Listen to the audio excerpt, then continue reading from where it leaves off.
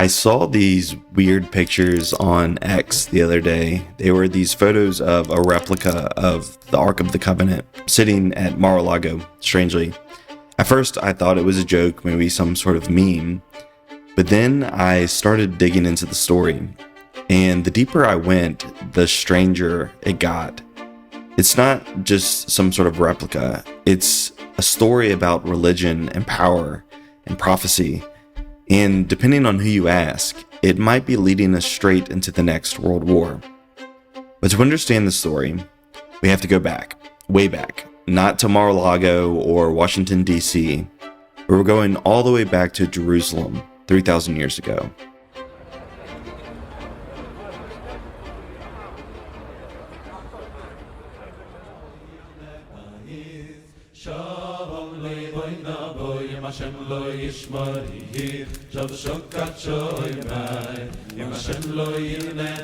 This is where King Solomon, son of David, built the first temple, the most sacred spot in Judaism. But unlike a modern church, this wasn't just a place of worship. It was built for one reason: the Ark of the Covenant. And the Ark isn't just a relic or a symbol. It was the place where God himself was said to reside. It's a golden vessel built to these exact biblical specifications, designed to bring heaven down to earth. For nearly 400 years, Solomon's temple stood at the heart of Jerusalem, until one day it was destroyed. But according to the Bible, this wasn't just a normal war. It was divine punishment. Solomon, the man who built God's temple, had turned his back on God. He abandoned the covenant. He worshipped lesser pagan gods, or as I would call them, demons like Moloch and Shemoth. He built altars and thrones for these demons in high places. He wanted to commune with them. He wanted access to their forbidden knowledge and power. And as the Bible tells it, God left the temple and Babylon came crashing in. But something was missing from the ruins. When the Babylonians invaded, they recorded everything. They took gold, they took silver, they took basically anything of value. But there was one thing that was missing from the ruins: the Ark of the Covenant. It was the object that made the temple holy. It was the place where God himself was said to reside, and it was gone. Some say it was smuggled out before the invasion. Others believe that the prophet Jeremiah hid it deep inside of a cave. Some even claim that it was taken all the way to Ethiopia by one of Solomon's sons. Or maybe, as most people think, that God took it back to heaven himself. What we do know is this: after that day, the Ark of the Covenant was never seen again. For 70 years, the temple lay in ruins. But then, a new king arose. His name was Cyrus the Great, a Persian ruler, a conqueror. But to the Jews, he was something of a savior. He did something that nobody expected. He let them return home. He gave them back Jerusalem, and with it, it was the chance to rebuild. And this was the second temple. This was the one that would stand for another 500 years. It's the temple where Jesus would one day walk, and they write about his ministry in the temple, until that too was destroyed. General Titus of Rome stormed the city, and he burned the whole place to the ground. For the second time, the temple was gone. Thousands were slaughtered, and those who survived were enslaved and scattered across the land. This was the moment that changed everything for the Jews. The Temple Mount, the holiest site in Judaism, was left in complete ruins, and for the first time in their history, the Jewish people became a people without home. This was the beginning of the Jewish diaspora. 500 years later, a strange thing happened. A new faith emerged. In the 7th century, the Muslim prophet Muhammad visited Jerusalem and visited the remains of the temple. Muslims believe that from the ruins of the Second Temple, Muhammad ascended into heaven while standing on the foundation stone of the old Second Temple. To commemorate this event, the Muslims built a new structure, the Dome of the Rock. And just like that, Jerusalem became a sacred site to 3 separate religions. For centuries, empires came and went, but the Jews never forgot about Jerusalem. Then, after World War II, the world changed again. In 1948, the State of Israel was established. But for some Jews, a return to Israel just wasn't enough. The heart of Jewish worship, the temple, was still missing. And now there is a growing movement of Jews, and even some Christians, that believe it's time to rebuild. They want a third temple. And according to prophecy, this third temple, will be the final temple. The Jews think that once the third temple is built, their Messiah will arrive. And according to some Christians, this will be a sign that the end of the world is here. But there's one problem. The Dome of the Rock stands in the place of the new temple.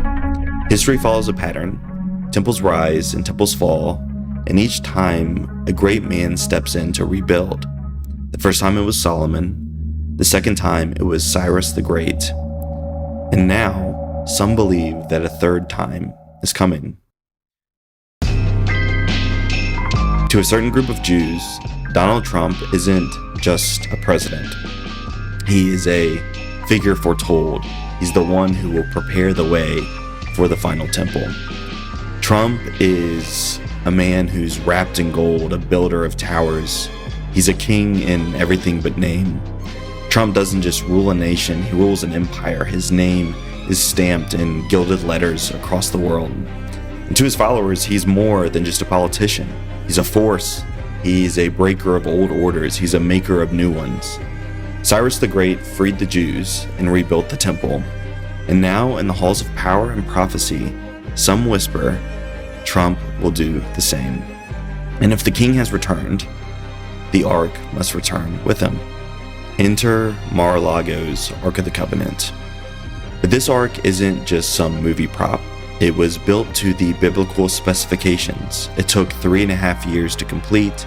It was crafted from nearly 3 tons of Egyptian acacia wood, and it's plated in 24-karat gold. Inside it, it carries a Holocaust-surviving Torah scroll. But the mystery doesn't stop there. One of the lead designers, who is completely anonymous and is only known to us as Jake, called the process of building it a deep discovery of mystery. And this new ark is covered in mysteries.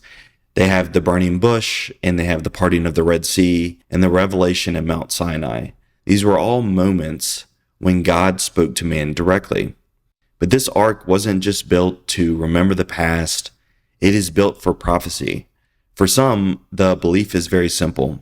Build it right, and God will appear. But the ark isn't the only piece of prophecy that's actually been resurrected. There's something else. Something far rarer, and without it, the third temple can't rise at all.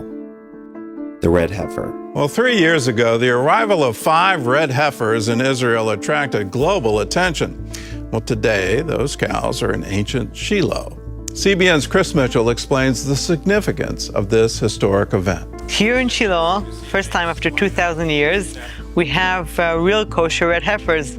In the Bible, it says when a person wants to enter the temple, which is called the House of Life, he has to go through a process using ashes of the red heifer, meaning that the red heifers are actually the key to the temple. Shapira says that process is for purification, to cleanse someone from death. So a person that got in contact with death and he wants to enter the temple, which is called the House of Life, has to go through this process. And the process is the priest used to take the ashes of the red heifer, mix it with water, and these together become the purifying water. Jewish tradition maintains that the red heifer ashes are needed to rebuild the third temple. Some Christians believe a third temple would pave the way for the end times. According to Jewish law, before the temple can rise, the land must be purified. And there's only one way to do this: with the ashes of a perfect, unblemished red cow. For centuries, no such cow existed, not one. Then, in November of 2022, 5 red heifers arrived in Israel. But they weren't from Jerusalem, they were actually shipped in from Texas. And according to biblical law, they are perfect. For those wanting to rebuild the third temple, this was a sign that the time was near. But this isn't just a religious event, it's a political one. And that's where this prophecy gets dangerous. Even Hamas reportedly blamed the Red Heifers in part for their invasion on October 7th, because the Al-Aqsa Mosque would be in danger if the heifers were used to build a third temple.